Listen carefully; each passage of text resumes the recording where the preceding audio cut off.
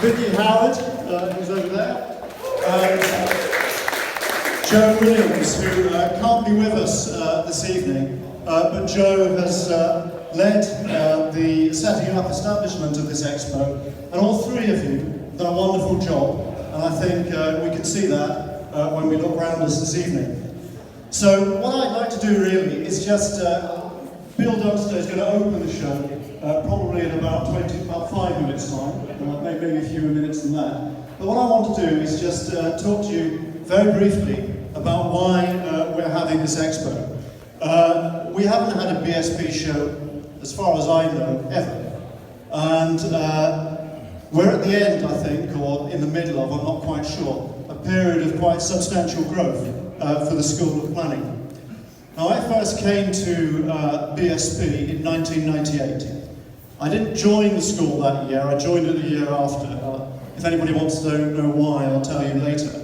But when I first came to BSP, we were quite a small outfit. I very vaguely remember there being about 8 members of staff, possibly about 10 postgraduate students, and maybe around about 100 undergraduates. So we were less than, I think probably around a sixth of the size that we are now. And commensurately, we had far fewer people affiliated to the school, far fewer partners, far fewer friends, far fewer visiting professors. But over the last 18 years or so, the school has ballooned, not only in terms of the size, the sort of quantum of people in the department, but also in terms of the variety of things that we do. I feel that the community that is BSP has grown very substantially. And one of the things that over the years that we haven't done, we did it a few years ago with our centenary celebration in 2014, which, as I recall, was also led by Joe and Valentina. Yeah? So another thank you there. I don't think I thanked you that evening, but I can't remember.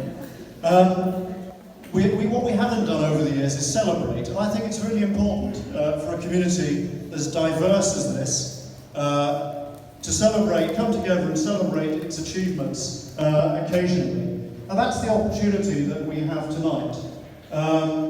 You have an opportunity to see the tremendous work that our students are doing. I'm personally hugely impressed. Some of you know that my background is in rural geography.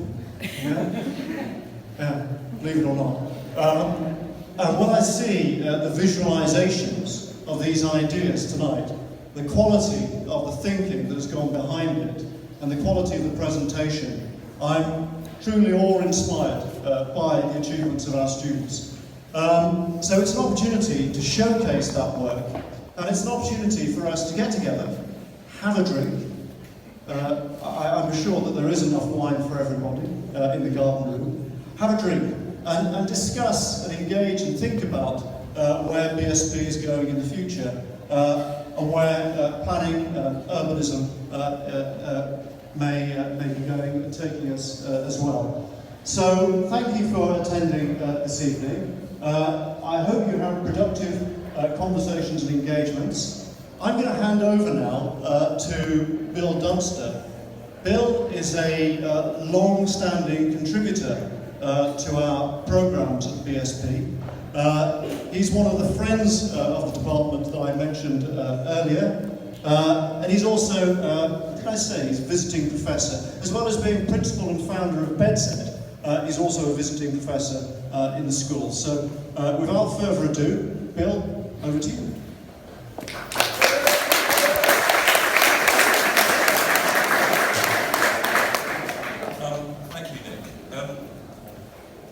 I'm very honoured to be allowed to do this because planners aren't my favourite profession. I trained as an architect a long time ago. Anyway, I really stand as someone who's involved with the BSP, but also as a customer of the BSP. In other words, we take what comes out of the school and we see how they can actually get on with the real job in hand. design, in our case, zero carbon, zero waste architecture and urban design. Anyway, I've been asked by Joe Williams and Nick to just do a very quick talk, so I'll try and get it over with as soon as possible. But I just felt what's really important today is to establish the relevance of where courses like this, and I'm going to concentrate on the one that I'm very closely involved in, which is the Zero Carbon, Zero Waste Architecture and Urban Design course, and how that really contributes to where we're all going. And I'm very, very worried about the direction that the current government, current sort of politics, current world events, the sort of post-truth scenario is taking us. So, designing out our addiction to fossil fuels has to be prioritised if we're going to avoid fracking in Surrey and body bags being flown into RAF Bryce water. Beijing is becoming no different to London, with near gridlock every day and unacceptable levels of air pollution with negative health implications. So my scenario is, or my proposal is, bad planning actually kills. The current status quo does not work and is not fit for purpose, and we even have a housing government white paper admitting this. Now that has never happened, certainly to my knowledge. Even if we frack unlimited reserves of shale gas below our green and pleasant fields, and we're now fracking in green belts and national parks, somehow fossil fuels have to stay underground and never reach the human economy, and hence accelerate climatic change. So my hypothesis is, and is part of the BSP ethos, how can new urbanism debate how best to design settlements around a circular economy without burning anything. And this idea about not burning anything becomes very important, because as I look out of my window at Bed's End, I see the first one planet incinerator producing vast amounts of air pollution in the middle of a high density urban area. So things are going wrong, ostensibly for the right reasons. So courses such as the Zero Carbon Urbanism Agenda represent one of the high points in our cultural evolution. And traditional objectives of planning are still just as important as they ever were. However, the environmental footprint provides another metric to juggle. And this is damn hard work. Putting numbers to all the different placemaking agenda is extremely difficult. The idea that a modern community should wish to try and live off its available reserves of food, energy, nutrients and water, limiting its energy consumption to that available within its bioregion, is going to change the language and methodology of urban design. The investigation into how whole-life carbon footprinting balances the embodied carbon of the existing city and infrastructure with the energy required to make it sustainable, to sustain it daily, could completely change urban design. So that's changing the language. The Paris climate change accord last year represents perhaps the first time the majority of the planet's leadership has agreed on one issue, irrespective of nationality or race. So if the forward-thinking contemporary planner is now prepared to creatively conduct an orchestra of specialist industry disciplines, we're now able to deliver energy-positive buildings, towns and cities that actually make a net zero contribution to accelerating climate change. However, after a decade of cross-industry progress towards making zero-carbon homes mandatory in 2016, the political agenda in the UK was reversed following successful lobbying from volume house builders and others, fearing higher environmental performance standards could affect their land bank value. However, people come from all over the world to study and think about how to plan a better way of creating human infrastructure within our host biosphere. It's important that UCL gives them both the motivation, the technical rigour, and the ingredients that can help them achieve similar reductions in ecological footprint in their own very different cultures and climates. And today, London is one of the best multicultural communities on the planet, in my experience. I rather suspect we shall look back on this time of collaborative optimism with great pleasure, And it's terribly important that the work promoted at UCL, reducing resource consumption and creating smart cities, is practically applied in earnest to avoid international conflict over scarce natural capital. And UCL is one of the best planning courses available anywhere that addresses the majority of these issues. I enjoy the optimism and inventiveness that can come from this dialogue, and eventually change in our industry will come from motivated individuals rather than top-down decree, and UCL is helping this important process. So in the absence of leadership or legislation from a UK government, it's really left to research organisations and each individual working in the field to keep this agenda alive. In a post-truth political climate with the resurgence of nationalism and increasing levels of social inequality against a backdrop of increased numbers of refugees from accelerating climate change, it's become a duty of every civilised person to try and find a way of increasing the majority of citizens' overall quality of life at the same time as delivering a step-change reduction in carbon footprint and the consumption of scarce natural capital. So the civilised and informed people coming straight out of UCL are priceless and capable of asking the right questions that could generate the solutions that will produce a stable society, no longer reliant on nuclear or lethal competition for fossil fuels. It's important to demonstrate international competence and actually ask some unconventional questions and see how these answers depart from textbook urbanism. So how is the agenda changing? The wish to integrate resource recovery, building fabric reuse, food production, distribution and transport makes the old manual for streets feel rather limited in ambition. This is just the start of reinventing the planning profession and sets a personal career in motion for each of these students. Urbanists need to become comfortable with energy master planning and smart city design and understand ambient energy flows better. At the same time as being aware of the place-making implications and capable of asking all the supporting multidisciplinary expertise the right questions. So how does all this actually affect real people? And I'll just quickly run through what happened to some people who left BSP. Bartlett joined Z Factory after the UCL Masters and has been the life and soul of the architectural planning team that has delivered the UK's first zero carbon, zero net annual energy homes.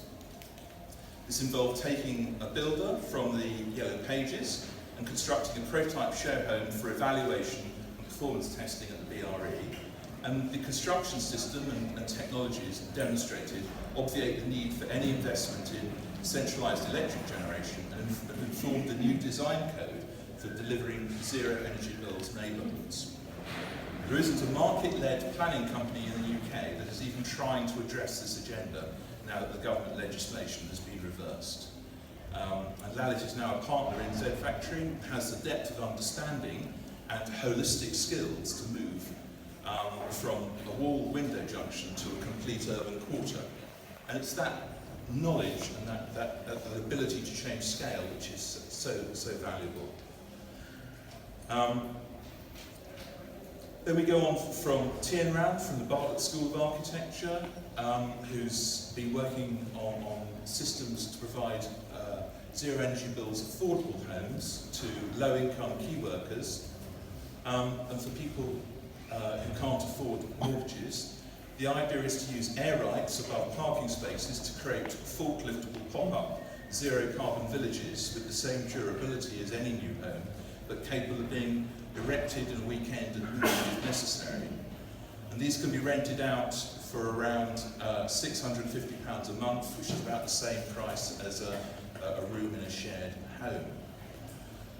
They can be installed with no contribution to the car park owner or local authority. So this is an important idea because there are 1.2 million surface parking spaces in the UK, and this could generate about 200,000 zero carbon homes for young people without having to find any land previously allocated to housing. So how do we colonise the leftover spaces found in contemporary cities? There are supermarkets, retail parks, park and rides, car parks, hospital, business parks, all close to jobs and public transport.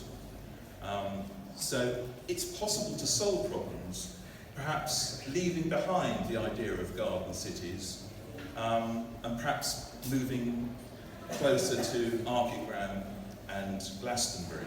Perhaps this is one of the directions that this kind of free thinking practiced at the BSP can take the industry. And finally, Sharu and Yuan are from Bartlett and are planning a new urban quarter for the famous pottery city of Jingdezhen, which is why China is called China. This will be one of the largest mixed-use pedestrianised urban quarters in China and has a rooftop park that descends to street level with a translucent urban solar farm over the spaces between buildings, and that powers the solar power cooling system. So energy and transport master planning and building integrated renewable energy create a new contemporary vernacular, all done by UCL graduates. So well done everyone on this year's course, and please run with the baton you've been passed, and may we all be the change we wish to see in the world.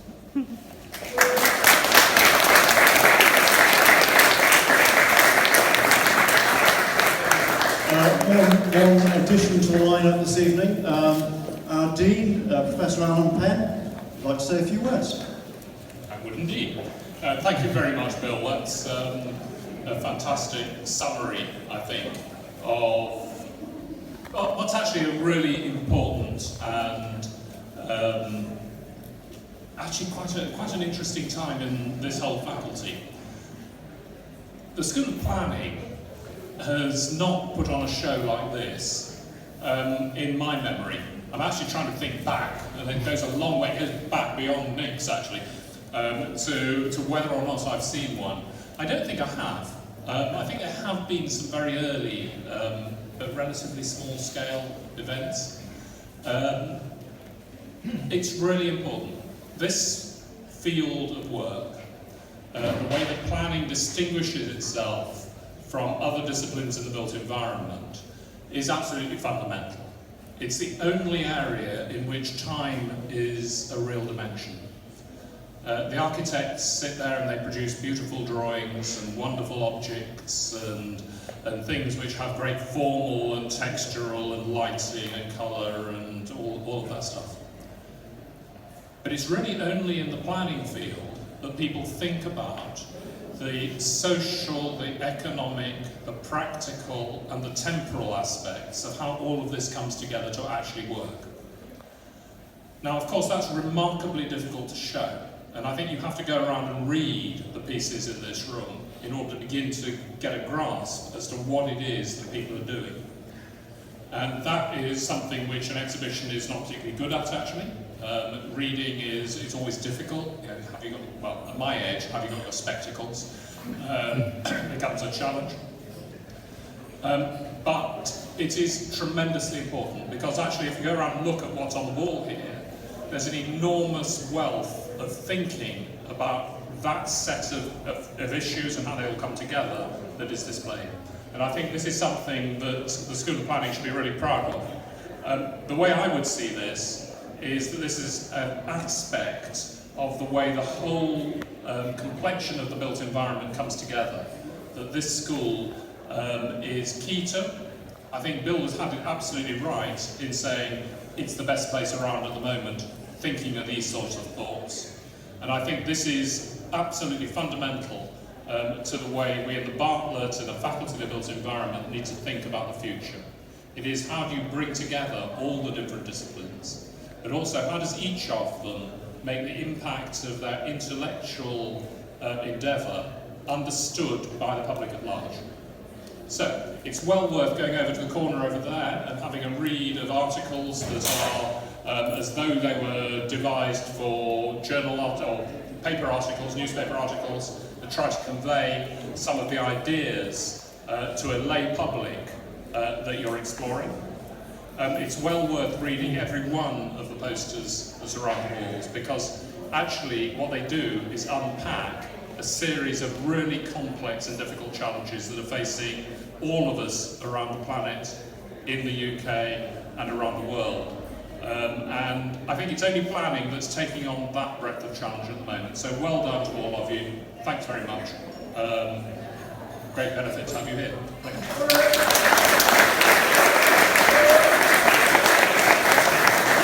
Okay, so we have one final and very important component this evening. I'm looking for Claire. Where's Claire?